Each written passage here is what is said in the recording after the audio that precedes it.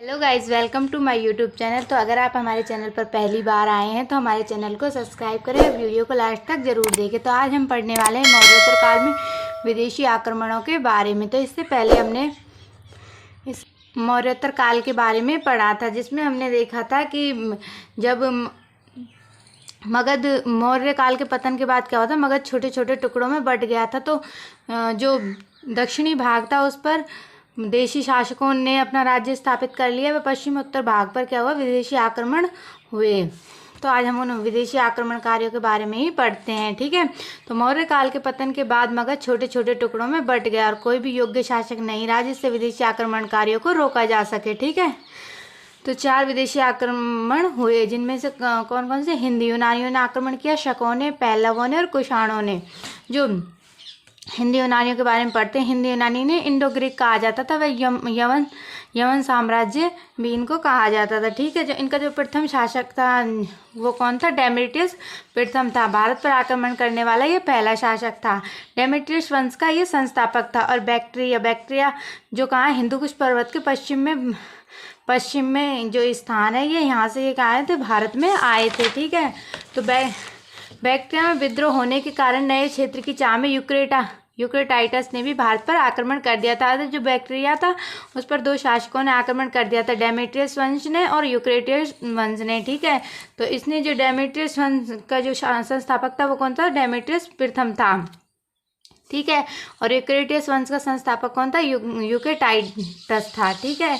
इसने अपनी राजधानी किसको बनाया? शाक्ल को बनाया, जिसे सिमालकोट भी कहा जाता है। प्रताप, ये जो इसका जो प्रतापी राजा था डेमेट्रियस वंश का, वो कौन था? मिनांडर था, जो बौद्ध साहित्य मलिंदा के अनुसार, ठीक है। और इसने अपनी राजधानी किसको बनाया? तक्षशिला को बनाया। इसका जो प्रतापी शासक था वो कौन था? एंटियालकिड्स था। मलिंदपनो एक बौद्ध ग्रंथ है, जिसमें क्या है? बौद्ध भिक्षु नागसेन के साथ वाद विवाद के उपरांत बौद्ध धर्म के अनुयायी बनने की कथा है, ठीक है। मिनांडर ने पुष्यमित्र शुंग पर आक्रमण किया, परंतु ये हार गया। तो मिनांडर जो था उसने क्या किया था? पुष्यमित्र शुंग पर आक्रमण किया, लेकिन पुष्यमित्र शुंग ने इसको हरा दिया था। एंटियालकिड्स ने शुंग शासक भागभद्र के विदिशा स्थित दरबार में एक राजदूत हेडियोडोरस को भेजा था। एंटियालकिस ने किसको भेजा था? राजदूत को, हेडियोडोरस को भेजा था, जिसने क्या करवाया था? विदिशा में गरुड़ स्तंभ का निर्माण करवाया था, ठीक है। वह हेलियोडोरस ने भागवत धर्म अपनाया।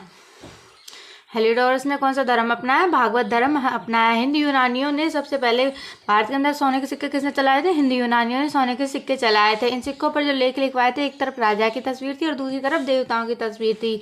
और उत्तर पश्चिम में हेलिस्टिक आर्ट की शुरुआत भी किसने की थी? हिंदी यूनानियों ने की थी, ठीक है। ज्योतिष क्षेत्र में भारतीयों ने हिंदी यूनानियों से क्या सीखा था? नक्षत्रों को देखकर भविष्य बताने की कला सीखी थी। और यूनानियों ने भारतीयों से क्या सीखा था?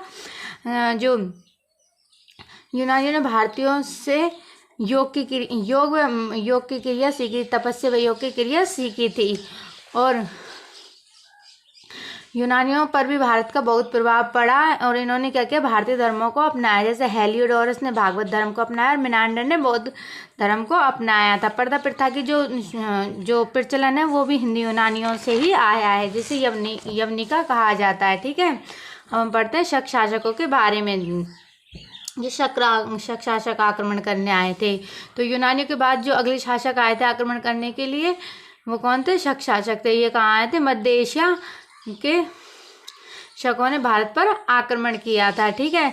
शक राजाओं को क्या कहा जाता था? क्षत्रप कहा जाता था। जो शक राजा आए थे उनको क्या कहा जाता है? भारत के अंदर क्षत्रप कहा जाता था। ये कहाँ के थे?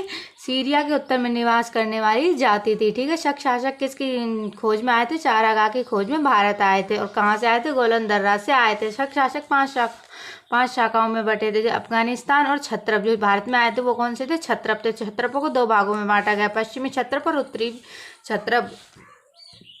पश्चिमी क्षत्रप 2 भागों में बसे, नासिक शक और उज्जैन के शक। और उत्तरी क्षत्रप 2 भागों में बटे, उत्तरी क्षत्रप और मथुरा के क्षत्रप।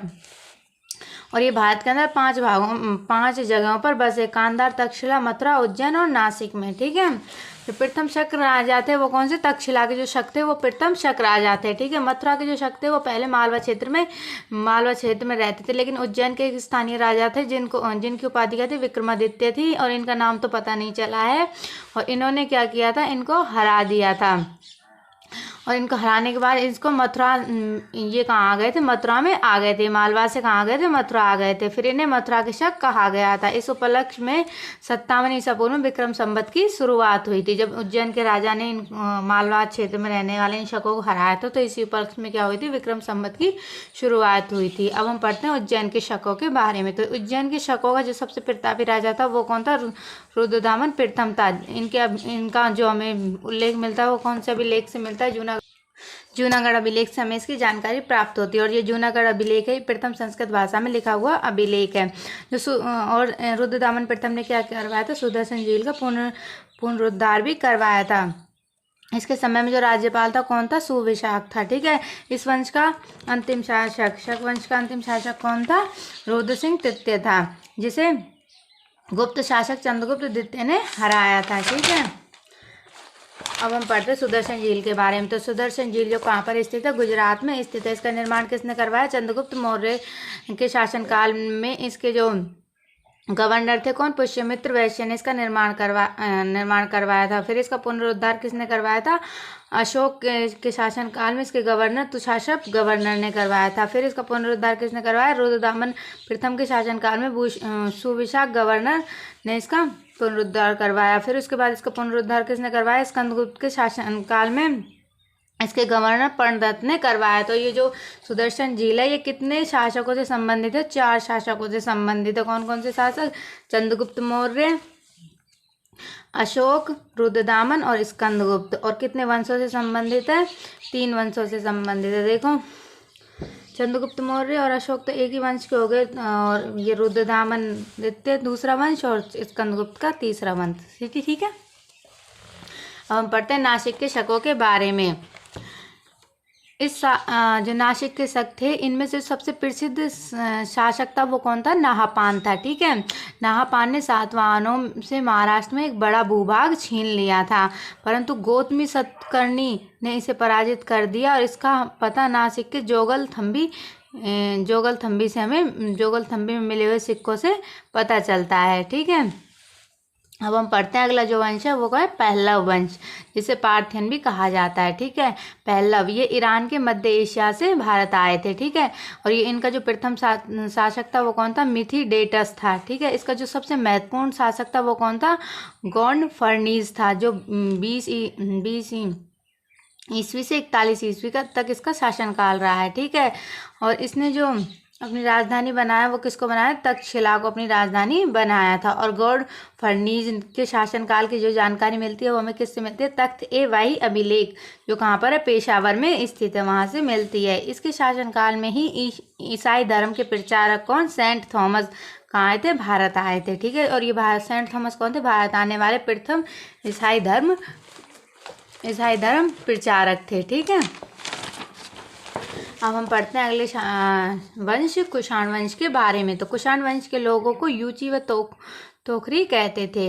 ये चीनी सीमा के निवासी थे और ये भारत आए थे। ठीक है, और यूची ये 5 कबीलों में बटे हुए थे। इनमें से एक कबीला था जिसमें कौन सा वंश था? कुषाण वंश। ठीक है, तो कुषाण वंश का जो संस्थापक है वो कौन है? कुजल कडफिसेस, जिसको क्या उपाधि दी गई थी? महाराज अधिराज की उपाधि दी गई थी, जो भारतीय उपाधि है। ठीक है, कुजल कडफिसेस ने तांबे के सिक्के चलवाए। वे यूनानी राजा हार्मियस की आकृति अंकित करवाई थी तांबे के सिक्कों पर। कुषाण वंश के राजाओं ने 2 उपाधि धारण की थी, मतलब विदेशों की 2 उपाधि धारण की थी।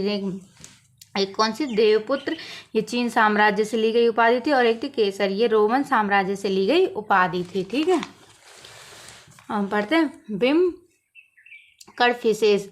जो विम कडफिसेस ये अगला शासक हुआ था। ये कुषाण वंश का वास्तविक संस्थापक था, और ये किस धर्म को मानता था? शिव धर्म को मानता था। इसने सोने के सिक्के चलवाए थे। ठीक है, और इसने क्या उपाधि धारण की थी? माहेश्वर की उपाधि धारण की थी। ठीक है, इसने तांबे की मुद्रा में एक तरफ शिव नंदी व दूसरी तरफ माहेश्वरा शब्द व त्रिशूल अंकित किया था। ठीक है, अब हम पढ़ते हैं अगले शासक कनिष्क के बारे में, जिसका शासनकाल है 78 ईस्वी से 105 ईस्वी तक। ठीक है, यह कुषाण वंश का सबसे प्रतापी शासक था। तो सबसे प्रतापी शासक कौन सा था? कनिष्क था।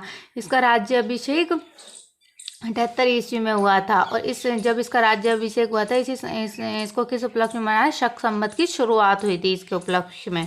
ठीक है, और इस पर आधारित ही भारत का आधुनिक कैलेंडर ग्रिगोरियन जो कैलेंडर है वो शक संवत पर ही आधारित है। ठीक है, इसने पुरुषपुर को प्रथम राजधानी बनाया और मथुरा को इसने अपनी द्वितीय राजधानी बनाया था। इसके समय में ही क्या हुई थी? चौथी बौद्ध संगति हुई थी, जिसमें कहाँ पर हुई थी? कश्मीर में हुई थी, जिसमें अध्यक्ष कौन थे? वासुमित्र थे। व उपाध्यक्ष कौन थे? अश्वघोष थे। ठीक है, जो चौथी बौद्ध संगति हुई थी इसमें क्या हुआ था? जो बौद्ध धर्म था वो दो भागों में बट गया था, एक महायान और हीनयान। तो ये जो कनिष्क था वो किसका अनुयायी था? महायान का अनुयायी था। कनिष्क ने सबसे ज़्यादा क्या चलवाए थे? सोने के सिक्के चलवाए थे, जो 124 ग्रेन के थे। अब तो हम 124 कैरेट बोलते थे, लेकिन उस समय क्या बोलते थे? 124 ग्रेन बोलते थे। ठीक है, कनिष्क को द्वितीय अशोक के नाम से भी जाना जाता है। जो राजवेद था कनिष्क के शासनकाल में उसका नाम क्या था? चरक था। और इसके द्वारा जो लिखित पुस्तक थी वो कौन सी? चरक श्रेष्ठी थी। और इसके शासनकाल में जो वैज्ञानिक था वो कौन था? नागार्जुन था, जिसे क्या कहा जाता है? भारत का आइंस्टीन कहा जाता है। इसने क्या दिया था? सापेक्षिकता का सिद्धांत दिया था। और ये कनिष्क के दरबार में था ये वैज्ञानिक। ठीक है, और कनिष्क के दरबार में जो राजकवि था वो कौन था? अश्वघोष और वासुमित्र था। तो अश्वघोष था जो उसके द्वारा लिखित पुस्तक कौन सी है? बुद्धचरित, जिसे बौद्धों की रामायण कहा जाता है। और अगली पुस्तक कौन सी है? सौंदानंद। और कौन सी पुस्तक है?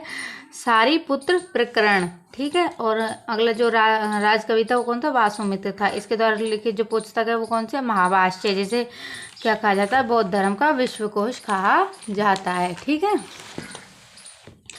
तो रेशम मार्ग पर नियंत्रण करने वाला जो सबसे पहले जो शासक थे वो कौन से थे? कुषाण वंश के शासक थे, जिसमें कौन सा शासक था? कनिष्क था। ठीक है, मार्गों पर सुरक्षा प्रतिबंध करने वाले कौन से शासक थे? कुषाण शासक थे। ठीक है, कनिष्क ने गांधार शैली और मथुरा शैली का विकास किया था। और 102 ईस्वी में क्या हुआ था? कनिष्क की मृत्यु हो गई थी और इसने चतुर्भुजी विष्णु की उपाधि ली थी। तो आपको वीडियो कैसी लगी हो कमेंट सेक्शन में ज़रूर बताएं, और वीडियो को ज़्यादा से ज़्यादा लाइक और शेयर ज़रूर करें। और हमने हमारी हिस्ट्री की अन्य वीडियो के जो लिंक हैं वीडियो के डिस्क्रिप्शन बॉक्स में प्लेलिस्ट के लिंक पर जाकर आप हमारी हिस्ट्री के अन्य वीडियो को भी देख सकते हैं। वीडियो देखने के लिए आपका बहुत बहुत धन्यवाद।